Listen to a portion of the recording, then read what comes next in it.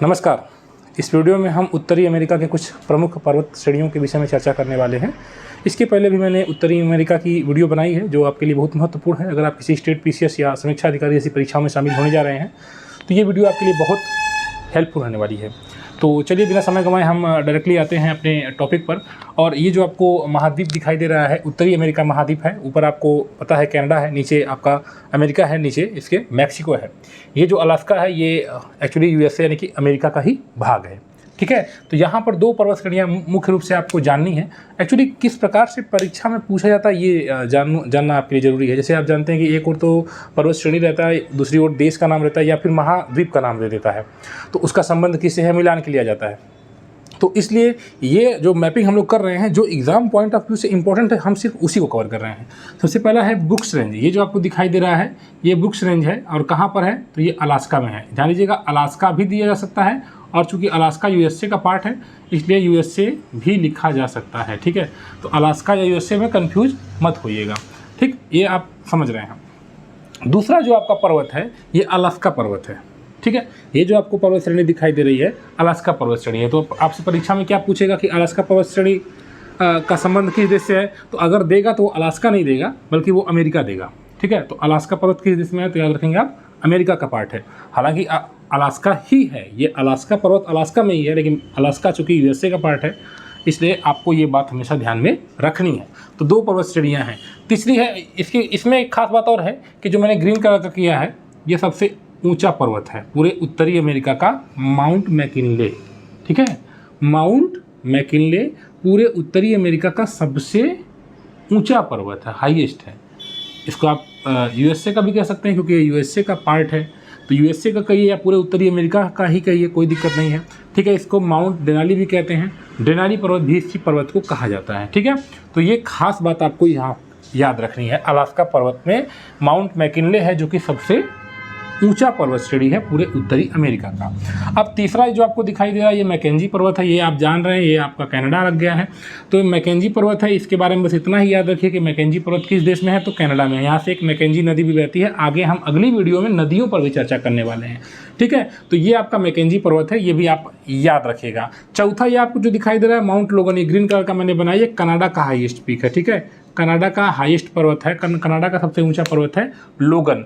ये पूरे उत्तरी अमेरिका में देखा जाए तो सेकेंड हाईएस्ट है, यानी कि कनाडा अगर इसको सबसे हाईएस्ट कहा जाए तो ये आपका माउंट मैकिनले है और दूसरा सबसे हाईएस्ट अगर आप कहा जाए तो आपका माउंट लोगन है। ठीक है, तो माउंट लोगन और माउंट मैकिनले में कन्फ्यूजन ना होना चाहिए आपको। ये सबसे ऊंचा है और ये दूसरा नंबर का ऊंचा है।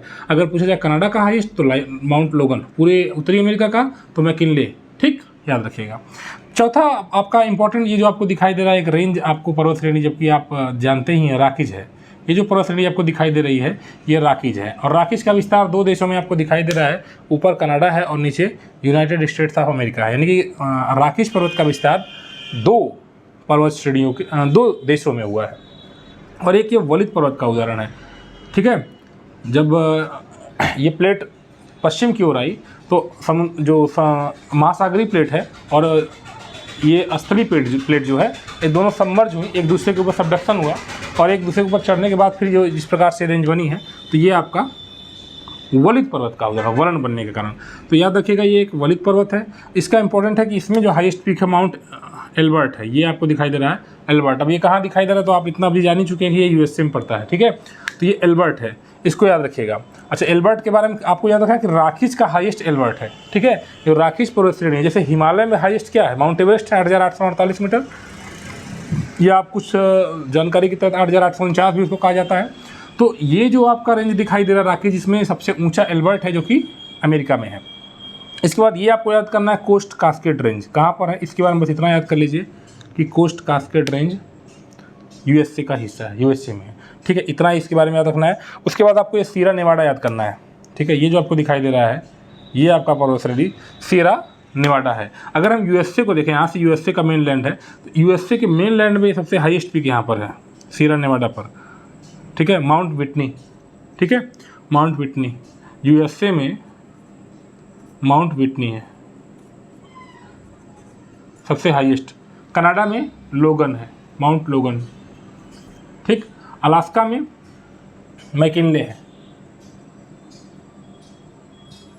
मैकिनले पूरी दुनिया का सबसे हाईएस्ट है, दुनिया का सेकंड हाईएस्ट है लोगन। और अगर सिर्फ अमेरिका के इस पार्ट को देखा जाए, मतलब इसको हटा के इसको सिर्फ देखा जाए, तो विटनी जो कि सबसे हाईएस्ट है। लेकिन चूंकि ये भी यूएसए का पार्ट है, इसलिए मैं बार बार कह रहा हूँ कि मैकिनले में, और इसमें कंफ्यूज मत करिएगा, मैकिनले ही सबसे ऊंचा पर्वत है, ठीक है। सियरा नेवाडा का पार्ट है। इसके बाद अगर आप अटलांटिक महासागर की ओर जाते हैं तो एक आपको अवशिष्ट पर्वत का दिखाई देता है, ठीक है। अवशिष्ट पर्वत श्रेणी आपको दिखाई देती है, एप्लेशियन माउंटेन है, ठीक है। तो इसको याद रखिएगा, एप्लेशियन पर्वत कहाँ पर है, ये डायरेक्टली प्रश्न पूछा जाता है। एप्लेशियन पर्वत कहाँ पर है, या उस किस महासागर या सागर से सीमा साझा करता है, तो आप देख लीजिए। सरगैसो है, अटलांटिक का पार्ट है, सरगैसो सागर अटलांटिक महासागर का पार्ट है।